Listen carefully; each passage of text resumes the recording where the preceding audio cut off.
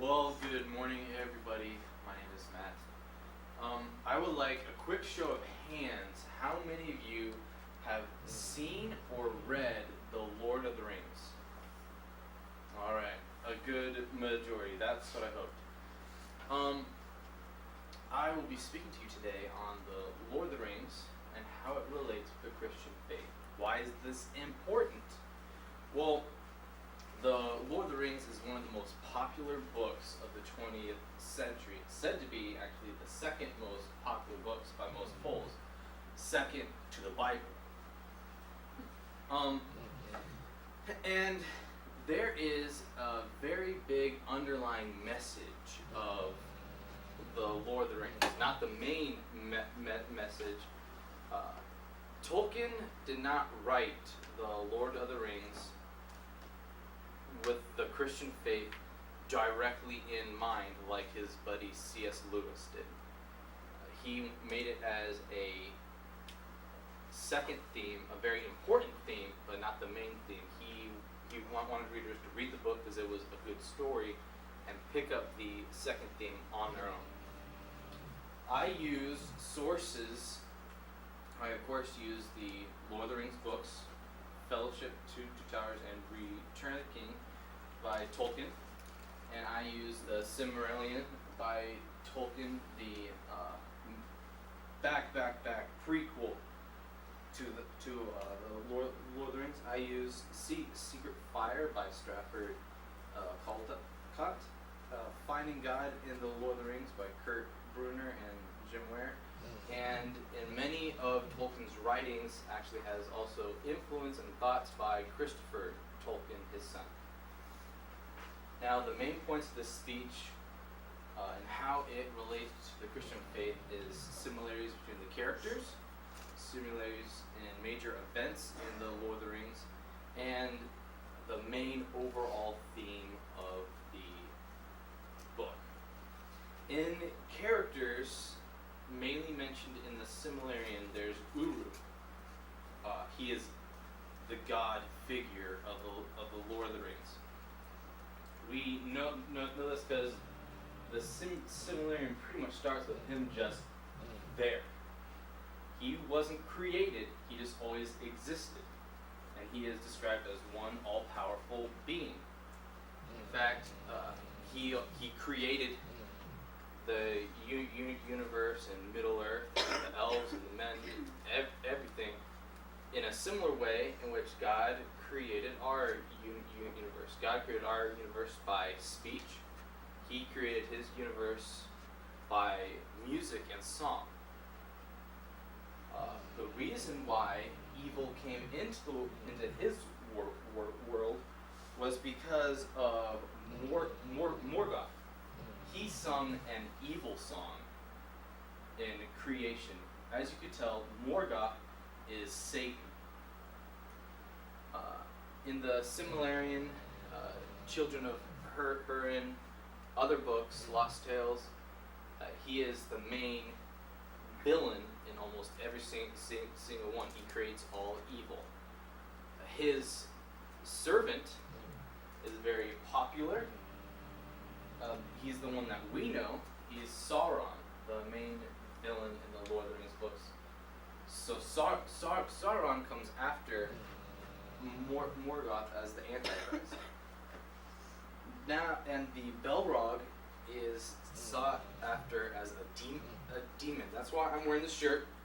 I don't know if you guys can see it very, very well, but I'll walk around. It is a picture of the Balrog fighting Gandalf. It's a scene from the Fellowship of the Ring in the Mines of Moria. They fight. This is the scene where, yes, Gandalf does die. And that comes into big play because there are two characters which are portrayed as Jesus. Gandalf and Aragorn.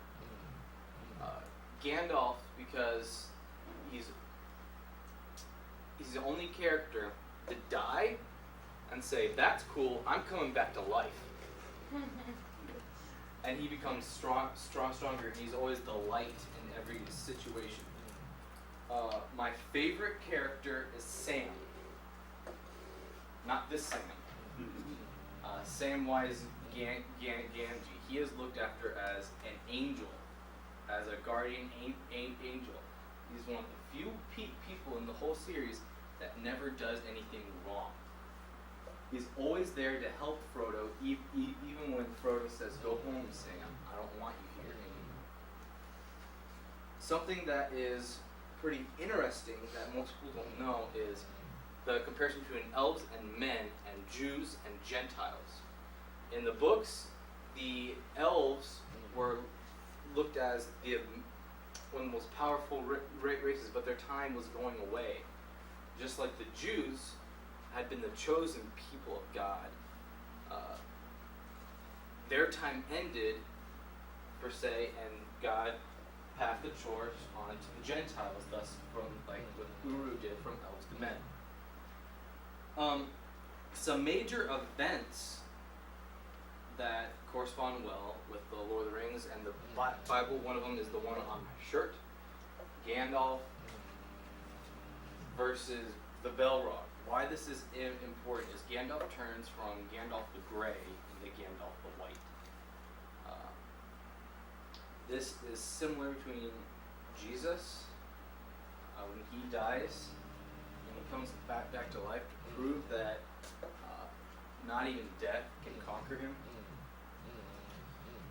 And another one is the Battle of Minas Tirith and the battle in front of the Black Gates. Those are very similar to Armageddon. Massive army of good versus massive army of evil fighting it out the last time for control of the whole world. And there are a few elves in this. There are men and dwarves, even the undead. Whereas in the Bible, it would be angels. It would be those who have been saved, all fighting against Satan, the Antichrist, and his demons. Some main themes in the Lord of the Rings that correspond well with the Bible is the theme of good versus evil. That's one of the main themes that Tolkien wrote on. The whole book has a one of the few things that Tolkien does, very broad contrast of you know what is good and you know what is evil. In the Bible, you know from even in creation, you can tell when evil comes in. You can tell when Satan starts to do his trickery. Another big struggle, and this is the first time I've mentioned the ring, is the ring is temptation. It is sin. It is the struggle against sin is what Frodo's journey is the whole time. So in review, we have the characters of the Lord of the Rings through Uru, Morgoth, Gandalf that are similar to the Bible. The major events play in ties with Armageddon and Gandalf's death, and the main themes can be very tied in with good versus evil and temptation. So I hope you guys enjoyed this. I had a great time doing it, and I hope come December 13th when the new Hobbit movie comes out that I'll find someone to share in an adventure. Yeah. You guys got that book? Yep.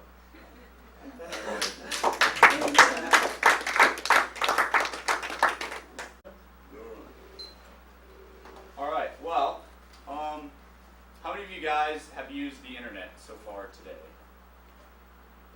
Pretty much everybody. All right. How many of you guys own a car, bicycle, longboard, scooter, anything that gets you around rapidly? Okay. How many of you guys are wearing shoes right now?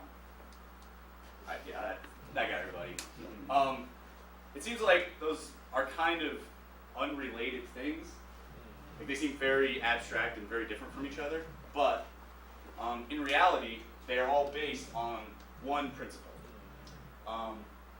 Sir Isaac Newton, who lived a long time ago, proposed that. He proposed that force plus momentum times the derivative of mass over the derivative of time equals mass times the derivative of velocity over the derivative of time. Now I know that means absolutely nothing to any of you, except maybe Sanchez and Matt, because they're in math. But this is huge. This was a huge, huge thing, because he proposed that force, the force of something, is related to the mass of it, and no one thought that. He was the first one to come up with that. And about a decade later, someone else revised, or like helped Newton revise his theory, and it became force equals mass times acceleration. That is the basis of all modern physics. Anything you do in physics, from the high school level to the college level to your PhD doctorate work, this is the basis of it. This is what all physics grows off of. So any cars, telephone poles, satellites in orbit, rockets, your shoes, the internet, everything is based on force equals mass times acceleration.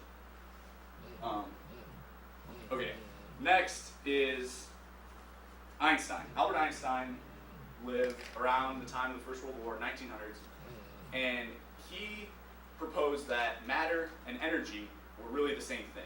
Before then, everyone thought, okay, there's physical stuff, a chair, and there's energy. There's two separate things. Einstein said, you know what? They're the same thing. And so he proposed this mess, which I could explain, but it wouldn't make sense anyways. And so he proposed that, and everyone's like, no, you're crazy. What are you thinking? That could never work. But Einstein, after a couple years of research, was able to summarize this, condense it into E equals mc squared. That's a terrible too. There we go. E equals mc squared. Now, some of you might know that, probably all of you have heard it before, but E equals mc squared basically says that matter, a physical table, can become energy. And that was huge. That was mind-blowing. He took everyone by surprise because it actually worked. No one thought this could work, but this works. And so, because of this, we have nuclear power. We understand how the sun works. We understand how the earth works. We're able to build nuclear reactors. And that may not seem like a really big deal, but the U.S. Department of Energy says that around 20% of the U.S.'s electrical power comes from nuclear fission, from nuclear reactors. And the same U.S. Department of Energy is hoping that by the year 2050, around 50% of U.S. electrical power will come from nuclear energy. That is a crap load of energy coming from this, which nobody thought would work. And now we use it every day, and it could one day theoretically power the United States. I'm going to move on from this. Don't worry about this anymore. But Miguel Alcubierre was a Mexican. He's like 30 now. He was in college one day, or like 5-6 years ago. He was in college, a senior in college, and he says one Friday night he was watching Star Trek, and he saw the Enterprise go into warp space, which probably some of you know, have seen. And he said, you know what, I think that could work. So he went in on Saturday into the lab and just started writing out equations, writing out formulas, and he came up with this EC as a senior in college. That's, oh my gosh. So he came up with that. He wrote that out, and then he went to his professors, and one of his professors, he's like, hey, this will work. And his professor checked all his math, and he's like, yeah, that can work. And so, but then nobody else believed him. Only one professor at the entire college believed him. He published his paper, nobody believed him. Kind of like Newton and Einstein. Nobody believed that that could work. It's too out there. Because basically, what this does, this equation basically means that space can be condensed. So if you're driving in your car 60 miles an hour and you're trying to go 300 miles, it'll take you 5 hours. With this equation, you're driving in your car 60 miles an hour, you're trying to go 300 miles, that space suddenly becomes 3 inches. And you step across it, and you're 300 miles away. And it works. That's the crazy part. Like, it isn't just a theory, it actually works.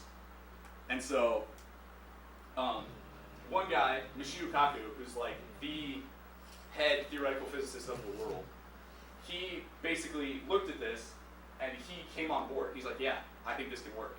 And so he described, to put it in simple layman's terms, he said that the Alcubierre warp drive, or warp field, which is what that is called, basically is like a conveyor belt. You step onto the conveyor belt, and you aren't moving anymore, but space is moving around you. Like suddenly you're moving on the conveyor belt, but you're not actually moving.